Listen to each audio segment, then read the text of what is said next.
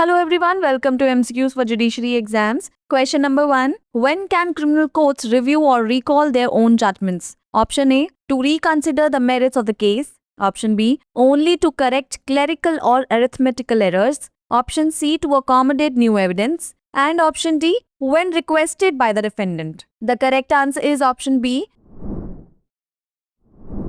The Supreme Court in Vikram Bakshi and others versus R.P. Khosla and another reaffirmed that criminal courts cannot review or recall their own judgments except for correcting clerical or arithmetical errors. The court set aside the Delhi High Court's decision to reopen perjury proceedings in corporate dispute as it violated this principle.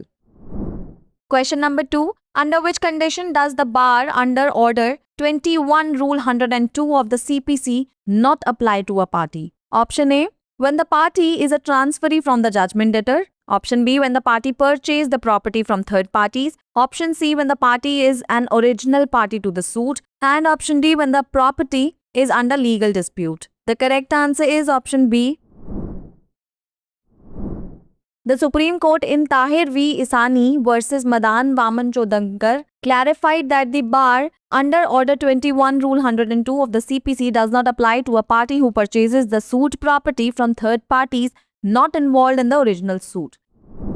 Question number 3. In a summary suit, upon being duly served with the summons, plaint and annexures, the defendant is required to enter appearance within how many days? Option A. 10 days, option B 7 days, option C 15 days and option D 21 days. The correct answer is option A. In a summary suit, the defendant must enter an appearance within the 10 days of being served with the summons, plaint and annexures. This mandatory requirement is stipulated in Order 37 Rule 2 Clause 2 of the Civil Procedure Code, and failure to comply can lead to suit being decreed in favor of the plaintiff.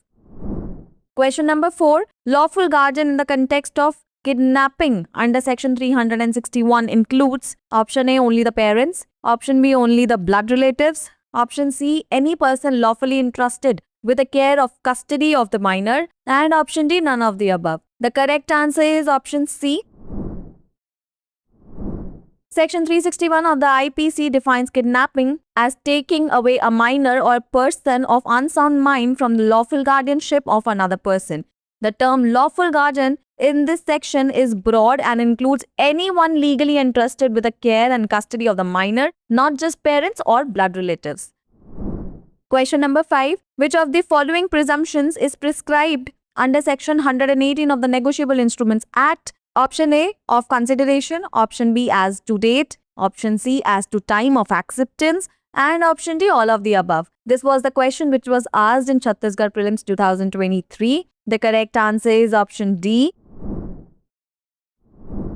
Section 118 of the Negotiable Instruments Act establishes several presumptions related to negotiable instruments. It presumes that every negotiable instrument was made for consideration, that any instrument barring a date was made on that date, and that an accepted bill of exchange was accepted within a reasonable time and before its maturity.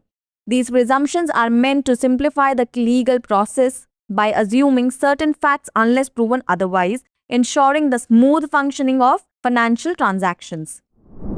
It's the time for practice question. A promissory note, bill of exchange or check payable by order is negotiable by the holder by option A. endorsement, option B. delivery, option C. endorsement and delivery, option D. endorsement or delivery. This was also a question which was asked in Chhattisgarh Prelims 2023. Pin down your answers in the comment section below.